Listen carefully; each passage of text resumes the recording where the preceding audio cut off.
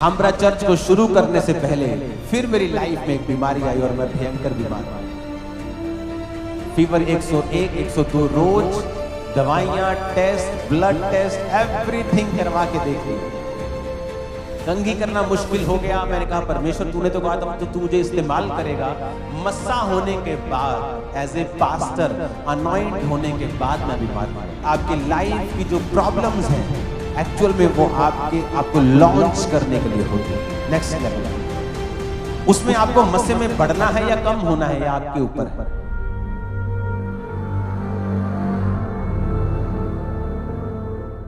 मैं 19.5 साल का था जब परमेश्वर में आया। जब मैं उससे बहुत यंग था तो मुझे एक रोज फीवर रहने लग गया जब मैं मसीह में नहीं था। जब रोज फीवर हुआ मोहल्लों वालों से मेरी मम्मी ने बात की कौन डॉक्टर से आना है। एक बड़ा हम कभी उस डॉक्टर से ले, कभी उस डॉक्टर से मेडिसिन ले, तो लेकिन ठीक नहीं हुआ। 2 महीने, 3 महीने, 4 महीने वेट लूज हो गया, सब कुछ कमजोरी आ गई। अभी तो वेट लूज करना पड़ता है लेकिन तब हो रहा था ऐसे ही। तो ये डॉक्टर बहुत सियाना जी। एक डॉक्टर मिल गया हमें, पूरा शहर उसके गुण गाता था। बहुत सियाना है डॉक्टर, बहुत सियाना है। सबसे बड़ी टेस्टमनी थी उसके पास जाना शुरू कर दिया। जब भी जाना उसने कहना तेनू कुछ नहीं काका, तो बिल्कुल ठीक है।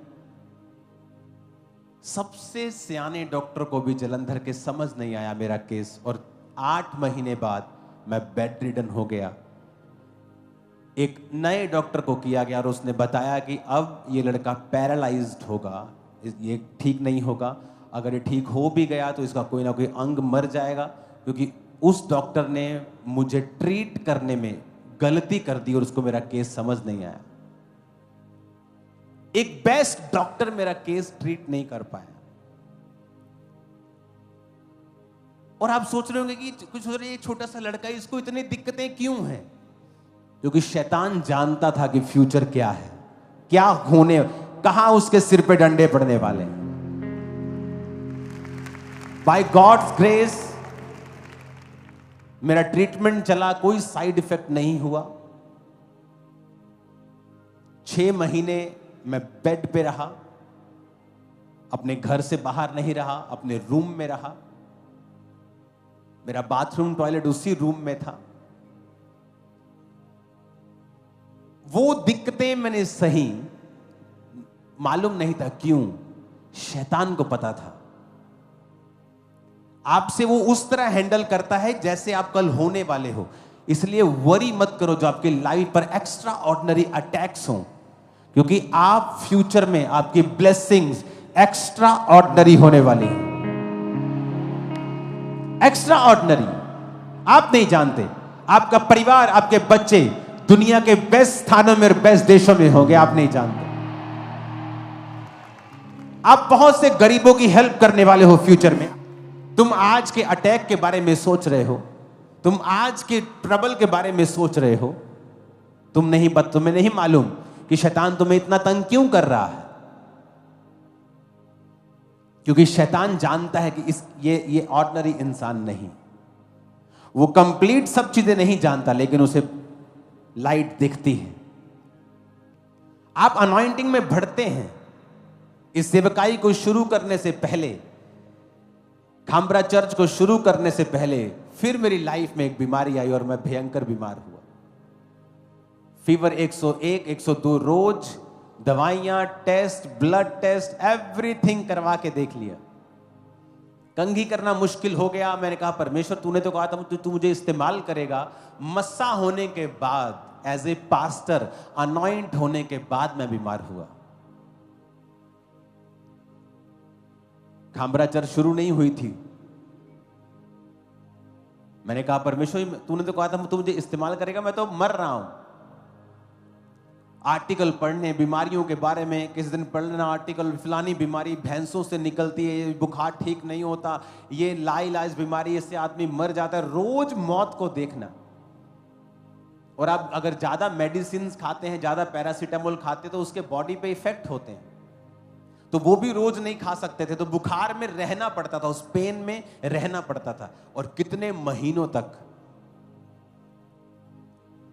और परमेश्वर में होते हुए, लोगों पे प्रार्थना करते हुए, ले हैंड करते हुए, सेवा करते हुए भी आपकी हालत ऐसी हो जाए।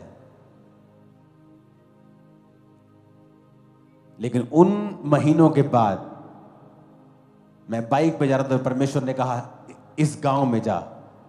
यहां से मैं निकला, सामने एक बाजरा नाम का गांव है।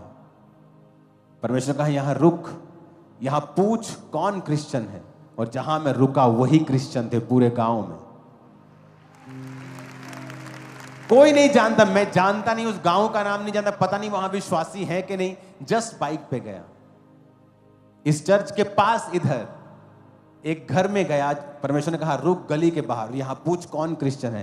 कहते जो लाइट चल रही है वही एकमात्र क्रिश्चियन घर है यहां। वो 2 घरों को मैंने सुसमाचार दिया। एक के घर में बेबी नहीं हो रहा था, उसकी लड़की के वो बेबी हुआ। चर्च स्टार्ट हुई। उस बीमारी के बाद बीमारी कहां चलेगी मालूम भी नहीं हुआ, और कोई मेडिसिन काम नहीं आई। बहुत ट्राई की मैंने, मैं मेडिसिन के खिलाफ नहीं हूं, बट मैं आपको बता रहा हूं कि आपके लाइफ की जो प्रॉब्लम्स हैं एक्चुअल में वो आपको लॉन्च करने के लिए होती है नेक्स्ट लेवल पर। उसमें आपको मस्से में बढ़ना है या कम होना है, यह आपके ऊपर है। अगर आप उस समस्या को, उस प्रॉब्लम को यूज करेंगे अनॉइंटिंग में बढ़ने के लिए, वो आपके लिए बेस्ट टाइम होगा। आप उसमें अपने मस्से को इंक्रीज कर सकते हो, क्योंकि आपके पास, आपको दुनिया के बारे में मालूम हो जाता है कि कोई दुनिया में आपका सगा नहीं, कोई आपको ठीक नहीं कर सकता है। आपकी फैमिली भी 10-15 दिन आपको टॉलरेट करती है, उसके बाद वो भी आपको अजीब अजीब बकवास बातें करनी शुरू करती है। वो समय होता है जब आपको मालूम होता है कि परमेश्वर तू ही मेरा है, और आपको रियलाइज होता है कि आपको पैसों से प्यार नहीं करना है, आपको संसारिक चीजों से प्यार नहीं करना है। मुझे मेरी लाइफ में कोई फैंटेसी नहीं रहेगी, ओह मुझे ये लैम्बोर्गिनी मिले, ओ मुझे रोल्स रॉयस में घूमना है, ओ मुझे बड़ा सा एक घर लेना। मेरी लाइफ में एक ही काम रह गया है कि मुझे परमेश्वर का काम करना है। ना मुझे इंडिया का मौसम पसंद नहीं, हवा पसंद नहीं, पॉल्यूशन कितना है, फिर भी मैं आप ही के बीच में 90% से भी ज्यादा डेज गुजारता हूं।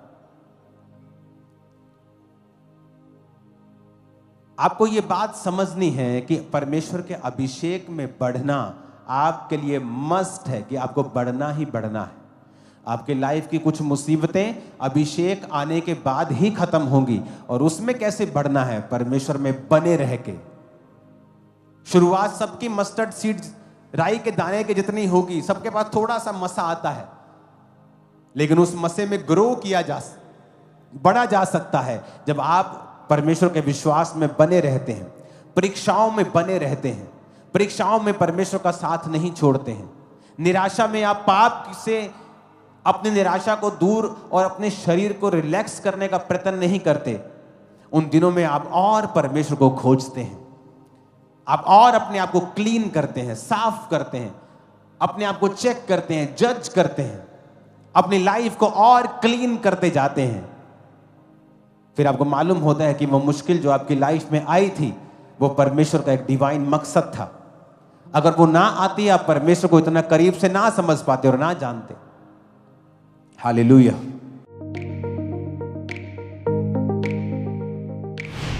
परमेश्वर के दास के द्वारा दिए गए जीवित वचनों और गहरे आत्मिक भेदों को जानने के लिए